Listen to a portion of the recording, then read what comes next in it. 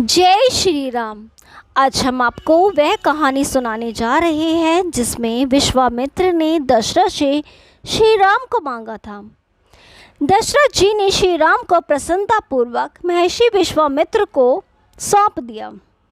आगे आगे विश्वामित्र, उनके पीछे श्री राम व उनके पीछे सुमित्रा नंदन लक्ष्मण चल पड़े। उन दोनों भाइयों के हाथों में धनुष थे और उन्होंने पीठ पर तरकश बांध रखे थे।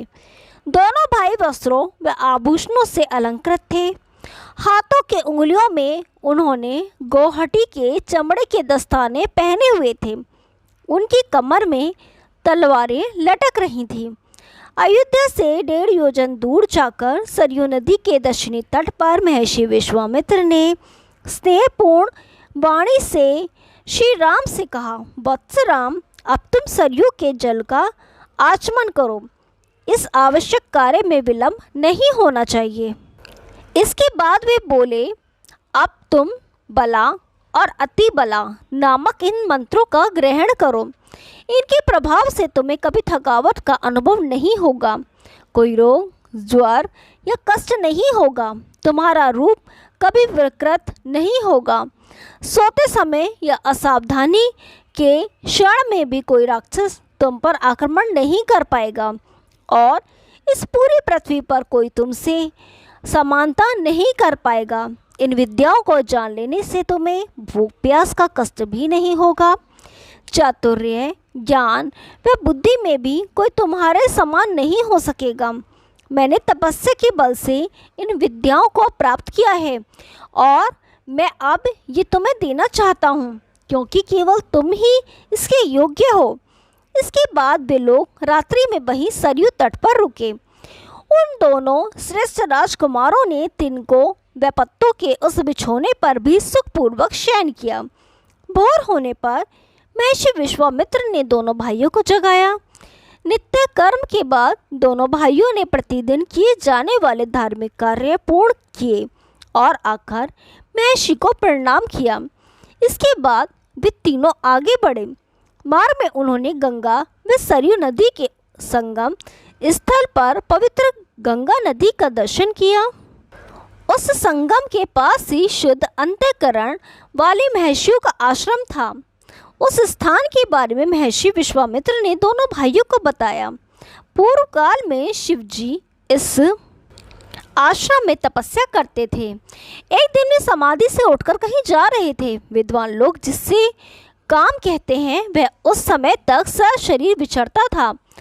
शिवजी को देखकर उस दुर्बुद्धि ने उन पर आक्रमण कर दिया।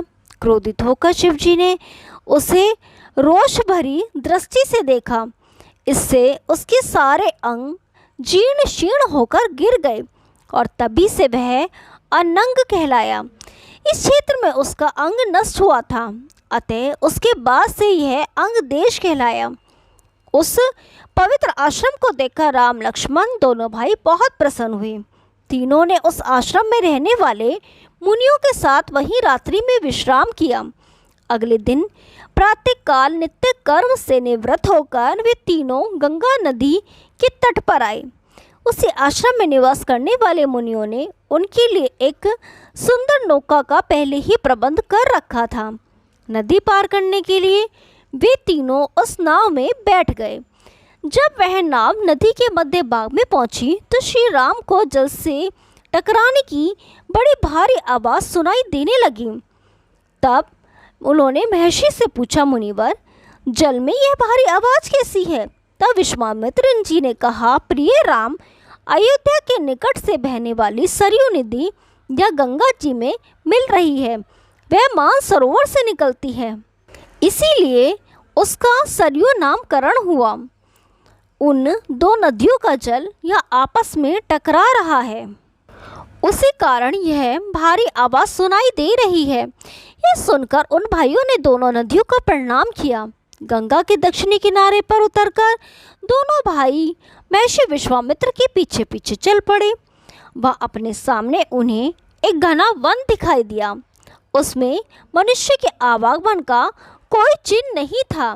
भयंकर बोली होने वाले पक्षी व हिंसक जंतु उस वन में कोलाहल कर रहे थे। नाना प्रकार के विहंगम पक्षी वहां चहचहा रहे थे। सिंह, बाघ, सूअर व हाथी भी इस जंगल में विचरण कर रहे थे। घोड़ा, अश्व, कर्ण, अर्जुन, बैल, तेंदु, पाडर और बेर के वृक्षों से वह वन भरा हुआ था। महर्षि विश्वामित्र ने दोनों भाइयों को बताया कि पूर्व काल में यहाँ मलद व करुष नामक दो समृद्ध जनपद थे। वृत्रासुर का वध करने के पश्चात देवराज इंद्र मल से लिप्त हो गए थे और क्षुधा से भी पीड़ित थे। तब देवताओं व ऋषियों ने गंगा जल से भरे कलशों द्वारा इंद्र को नहलाकर उनके मल और कारुष को छुड़ाया। इसके बाद वे पहले की ही भांति निर्मल व क्षुधाहीन हो गए। तब उन्होंने प्रसन्न होकर यह वरदान दिया कि यहाँ मलद व कारुष नामक दो समृद्ध जनपद होंगे। इंद्र के वरदान से वे दोनों जनपद दीर्घ काल तक अत्यंत समृद्धिशाली व धन धान्य से संपन्न हो रहे। लेकिन इच्छानुसार रूप धारण कर लेने वाली एक यक्षिणी एक दिन वहां आई। उस यक्षिणी का नाम ताटका है और वह सुंद नामक दैत्य की पत्नी है। उसके शरीर में 1000 हाथियों का बल है। वह सदा ही इन दोनों जनपदों का विनाश करती रहती है। यह प्रदेश इतना रमणीय है, किंतु उस दुष्चारणी के कारण कोई भी अब यहाँ नहीं जा सकता। वह 1.5 योजन के मार्ग को घेरकर इस वन में रहती है। मारीच नामक राक्षस उसका पुत्र है। उसका बहुत बड़ा मस्तक, गोल भुजाएं, फैला हुआ मुंह और बहुत विशाल शरीर है। वह भी यहाँ की प्रजा को सदा ही पीड़ा देती रहता है। अब हम लोगों को उस ताड़का वन की ओर ही चलना चाहिए। मेरी आज्ञा है कि आपने बाहुबल से तुम उस दुष्चारणी ताड़का को मार डालो और उस क्षेत्र को पुनः निष्कंटक बना दो। यह सुनकर श्री राम ने पूछा, मुनिवर, वह यक्षिणी यदि अबला है तो उसमें 1000 हाथियों का बल कैसे हो सकता है? तो विश्वामित्र जी बोले, पूर्व काल में सुकेतु नामक एक यक्ष थे। वे बड़े पराक्रमी व सदाचारी थे, किंतु उनकी कोई संतान नहीं थी। उनकी तपस्या से प्रसन्न होकर ब्रह्मा जी ने उन्हें एक कन्या रत्न प्रदान किया। वह उसे 1000 हाथियों के समान बल भी दिया। वही कन्या ताड़का है। उचित समय पर सुकेतु ने जम्ब के पुत्र सुनंद से ताड़का का विवाह करवा दिया और कुछ काल बीत जाने पर ताड़का ने मारीच को जन्म दिया। मुनि अगस्त्य जी के शाप से सुनंद की मृत्यु हो गई। अब ताड़का भी अगस्त्य मुनि को मारने की चेष्टा करने लगी और तीर गर्जना करती हुई उन्हें खा जाने के लिए दौड़ी। तब मुनि अगस्त्य ने उसे व मारीच को भी शाप दिया। तभी से ताड़का व मारीच दोनों ही राक्षस भाव को प्राप्त हो गए और उनका रूप विकराल हो गया। हे राम, इस शापग्रस्त ताड़का को मारने की शक्ति केवल तुम्हारे ही पास है, जिनके ऊपर राज्य के पालन का भार है। प्रजा की रक्षा करना उनका धर्म ही है। अतः तुम अब मेरे आदेश का पालन करो और यहाँ की प्रजा को संकट से मुक्ति दिलाने के लिए इस राक्षसी का वध कर दो। यह सुनकर श्री राम बोले, महर्षि, अयोध्या में मुझे विदा करते समय पिताजी ने मुझसे कहा था कि महर्षि विश्वामित्र की प्रत्येक आज्ञा का सदा पालन करना। अतः मैं अब आपकी आज्ञानुसार उस राक्षसी ताड़का का वध करूंगा, इसमें कोई संशय नहीं है। ऐसा कहकर शत्रु दमन श्री राम ने अपने धनुष के मध्य भाग में मुट्ठी बांधकर उसे जोर से पकड़ा और उसकी प्रत्यंचा पर तीव्र टंकार दी। उसके धनुष की आवाज से 10 दिशाएं गूंज उठीं। उस भीषण स्वर को सुनकर राक्षसी ताड़का भी एक क्षण के लिए अचेत सी हो गई थी, लेकिन अगले ही क्षण सतर्क होकर वह क्रोध से फुफकारती हुई उसी स्वर की दिशा में तेजी से दौड़ पड़ी। महर्षि विश्वामित्र के आदेश पर श्री राम ने अपने धनुष की प्रत्यंचा पर तीव्र टंकार दी। ताड़का के शरीर की ऊंचाई बहुत अधिक थी। उसकी मुखाकृति विकृत थी। क्रोध में भरी उस राक्षसी को देखकर श्री राम ने लक्ष्मण से कहा, लक्ष्मण, देखो तो इतना शरीर कितना भयंकर है। वीरू लोग तो इसे देखकर ही भय से कांप उठते होंगे। स्त्री होने के कारण ये रक्षित है, अतः इसे मारना नहीं चाहता। मैं इसके नाक और कान काटकर इसे पीछे लौटने पर विवश कर देता हूँ, अथवा इसके हाथ पैर तोड़कर इसकी शक्ति नष्ट कर देता हूँ, ताकि अब ये किसी को पीड़ा ना दे सके। ऐसी बात हो ही रही थी कि क्रोध से फुफकारती हुई राक्षसी वहां आ पहुंची। उसने दोनों भाइयों पर भयंकर धूल उड़ाना आरंभ कर दिया। वह धूल का विशाल बादल छा गया। फिर वह उन पर पत्थरों की बड़ी भारी वर्षा करने लगी। यह देखकर श्री राम बड़े कुपित हुए। उसके सभी पत्थरों का प्रहार अपने बाणों से रोकते हुए उन्होंने उस निशाचरी की दोनों भुजाएं काट डाली।